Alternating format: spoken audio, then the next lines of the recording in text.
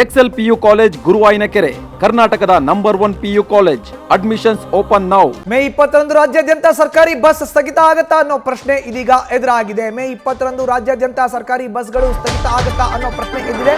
ಯಾವ ಎಸ್ಮಾ ಕಾಯ್ದೆಗಳಿಗೂ ಕೂಡ ನಾವು ಕೇರ್ ಮಾಡೋಲ್ಲ, ಡೋಂಟ್ ಕೇರ್ ಅನ್ನೋ ನೀತಿಯನ್ನ ಈಗ ನೌಕರರ ಸಂಘ ಹೇಳ್ತಾ ಇದೆ.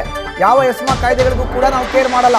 11 ತಿಂಗಳ ಹಿಂಬಾಕಿ ಹಣ ಜಮೆ ಮಾಡಿದ್ರೂ ಕೂಡ ನಾವು ಮುಷ್ಕರವನ್ನು ನಿಲ್ಲಿಸೋಲ್ಲ.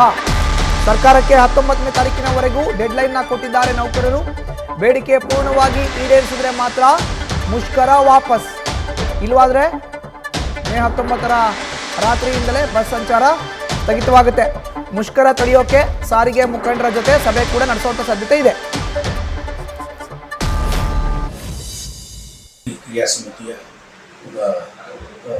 ಪ್ರಮುಖ ಕಾರ್ಯಕರ್ತ ನಮ್ಮ ಸಾರಿಗೆ ನೌಕರರ ಪರವಾಗಿ ಜಂಟಿ ಕ್ರಿಯಾ ಸಮಿತಿ 29ನೇ ತಾರೀಕು ಮುಷ್ಕರದ ನೋಟಿಸನ್ನು ಕೊಟ್ಟಿದೆ. ಮುಷ್ಕರದ ಸಿದ್ಧತೆ ಭಾಳ ಜೋರಾಗಿ ಎಲ್ಲ ಕಡೆಗೂ ನಡೀತಾ ಇದೆ. 4 ಸಮಾವೇಶಗಳನ್ನು ಮಾಡಿದ್ವಿ. ಹುಬ್ಬಳ್ಳಿಯಲ್ಲಿ ಒಂದು, ಗುಲ್ಬರ್ಗಾದಲ್ಲಿ ಒಂದು, ಮೈಸೂರಲ್ಲಿ ಒಂದು, ಬೆಂಗಳೂರಲ್ಲಿ ಒಂದು. ಎಲ್ಲ ಕಡೆಗೂ ಜನ ಭಾಳ ಉತ್ಸಾಹದಿಂದ ಭಾಗವಹಿಸಿದ್ದಾರೆ. ಭಾಳ ಸ್ಪಷ್ಟವಾದಂಥ ಬೇಡಿಕೆಗಳು. ಸರ್ಕಾರ ಇವತ್ತು ಏನು 12ನೇ ತಾರೀಕು ಮೇ ತಿಂಗಳು ಆದೇಶ ಹೊರಡಿಸಿದೆ, ಆ ಆದೇಶದ ಪ್ರಕಾರ ಅವರು 1/1/24ರ ಬದಲಿಗೆ 1/4/25ರಿಂದ ಆದೇಶ ಹೊರಡಿಸಿದ್ದಾರೆ. ಅಲ್ಲಿಂದ 4 ವರ್ಷದ ಮಟ್ಟಿಗೆ ವೇತನ ಪರಿಷ್ಕರಣೆ ಅಂತ ನಾವು 25% ಕೇಳಿದ್ವಿ. ಅವರು 12.5% ಆಫರ್ ಮಾಡಿ ತೀರ್ಮಾನ ಮಾಡಿದ್ದಾರೆ. ನಾವು ಇದನ್ನು ಪ್ರತಿಭಟನೆ ಮಾಡಿ 29ನೇ ತಾರೀಕು ಏಪ್ರಿಲಲ್ಲೇ ಮುಷ್ಕರ ನೋಟಿಸ್ ಕೊಟ್ಟು ಮೇ 20ರಿಂದ ಸ್ಟ್ರೈಕ್ ಅಂತ ಹೇಳಿದ್ವಿ. ಅದಾದಮೇಲೆ ಸರ್ಕಾರದಿಂದ ಯಾವುದೇ ರೀತಿಯ ಒಂದು ಚರ್ಚೆಗೆ ಆಹ್ವಾನ ಬಂದಿಲ್ಲ. ಸೊ ಪ್ರಾಯಶಃ ಅದು ಮುಷ್ಕರ ಪ್ರಾರಂಭ ಆದಮೇಲೆ ಜನ ಬೆಂಬಲವನ್ನು ನೋಡಿ ಅದಕ್ಕೆ ತೀರ್ಮಾನ ಮಾಡ್ತಾರೆ ಅಥವಾ ಮುಷ್ಕರ. ಹೆಚ್ಚಿನ ಮಾಹಿತಿ ನೀಡ್ತಾರೆ ನಮ್ಮ ಪ್ರತಿನಿಧಿ ಭರತ್. ಈಗ ನೇರ ಸಂಪರ್ಕಕ್ಕೆ ಜಾಯ್ನ್ ಆಗಿದ್ದಾರೆ. ಭರತ್, ಈಗಾಗಲೇ ನೌಕರರ ಸಂಘ ಹೇಳ್ತಾರೋ ಪ್ರಕಾರ ನೀವು ನಮ್ಮ ಎಲ್ಲಾ ಬೇಡಿಕೆಗಳನ್ನ ಕೂಡ ಈಡೇರಿಸಬೇಕು, ಯಾವುದೇ ಒಂದು ಬಾಕಿಯನ್ನ ಕೂಡ ಬೇಡಿಕೆಯನ್ನ ಬಾಕಿ ಇಟ್ಕೊಂಡ್ರು ನಾವು ಮುಷ್ಕರ ಮಾಡೋದು ಗ್ಯಾರಂಟಿ ಅಂತ ಹೇಳ್ತಾ ಇದ್ದಾರೆ. ಏನಾಗಬಹುದು ಹಾಗಾದ್ರೆ 20ನೇ ತಾರೀಕು? ಮಧುಸೂದನ್, ಈಗ ಮೇ 20ನೇ ತಾರೀಕು ಸಾರಿಗೆ ನೌಕರರು ಮುಷ್ಕರ ನಡೆಸ್ತಾರೆ ಅನ್ನೋದು ಸದ್ಯದ ಒಂದು ಮಾಹಿತಿ ಪ್ರಕಾರ ಬಹುತೇಕ ಖಚಿತ ಆಗಿದೆ.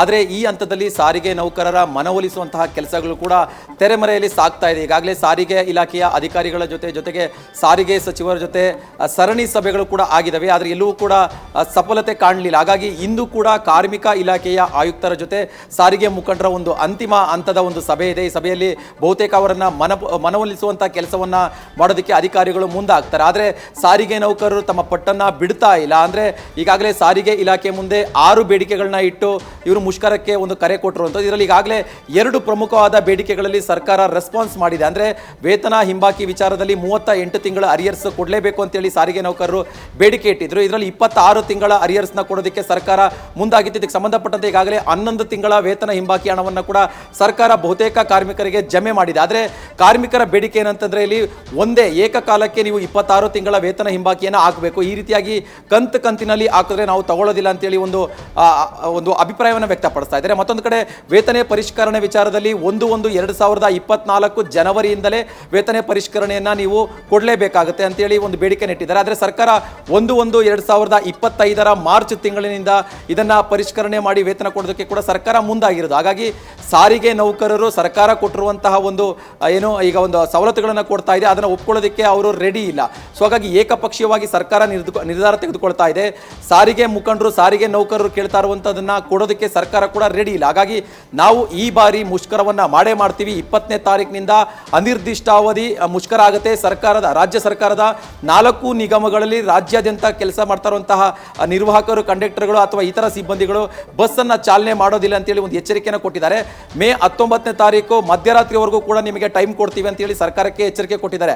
19ನೇ ತಾರೀಕಿನ ಒಳಗಾಗಿ ಸರ್ಕಾರ ಸ್ಪಂದಿಸಿ ನಮ್ಮ ಬೇಡಿಕೆಗಳಿಗೆ ಈಡೇರಿಸದೆ ಹೋದರೆ ಅಥವಾ ನಮ್ಮ ಬೇಡಿಕೆಗಳನ್ನ ಪೂರ್ಣ ಪ್ರಮಾಣದಲ್ಲಿ ಬಗೆಹರಿಸುವಂತಹ ಭರವಸೆಯನ್ನು ಲಿಖಿತ ರೂಪದಲ್ಲಿ ನೀವು ಕೊಡದೆ ಹೋದರೆ ನಾವು 19ನೇ ತಾರೀಕು ಮಧ್ಯರಾತ್ರಿಯಿಂದಲೇ ಅನಿರ್ದಿಷ್ಟಾವಧಿ ಮುಷ್ಕರಕ್ಕೆ ಹೋಗ್ತೀವಿ. ಈ ಅನಿರ್ದಿಷ್ಟಾವಧಿ ಮುಷ್ಕರ ಎಷ್ಟು ದಿನಗಳ ಕಾಲ ನಡೆಯುತ್ತೆ ಅನ್ನೋದ್ರ ಬಗ್ಗೆ ಕೂಡ ನಾವು ಹೇಳೋದಕ್ಕೆ ಸಾಧ್ಯವಿಲ್ಲ ಅಂತೇಳಿ ಒಂದು ಎಚ್ಚರಿಕೆಯನ್ನು ಕೊಟ್ಟಿದ್ದಾರೆ. ಹಾಗಾಗಿ ಇನ್ನು 2 ದಿನಗಳಷ್ಟೇ ಬಾಕಿ ಇದೆ. ಈ ಹಂತದಲ್ಲಿ ಸರ್ಕಾರ ಎಷ್ಟರ ಮಟ್ಟಿಗೆ ಸಾರಿಗೆ ನೌಕರರ ಮನವೊಲಿಸುವ ಕೆಲಸ ಮಾಡುತ್ತೆ ಅನ್ನೋದನ್ನು ಕೂಡ ನಾವು ಕಾದು ನೋಡಬೇಕಾಗಿದೆ. ಇಂದು ಕಾರ್ಮಿಕ ಇಲಾಖೆಯ ಆಯುಕ್ತರ ಜೊತೆಯಲ್ಲಿ ಸಾರಿಗೆ ನೌಕರರ ಒಂದು ಸಭೆ ಇದೆ.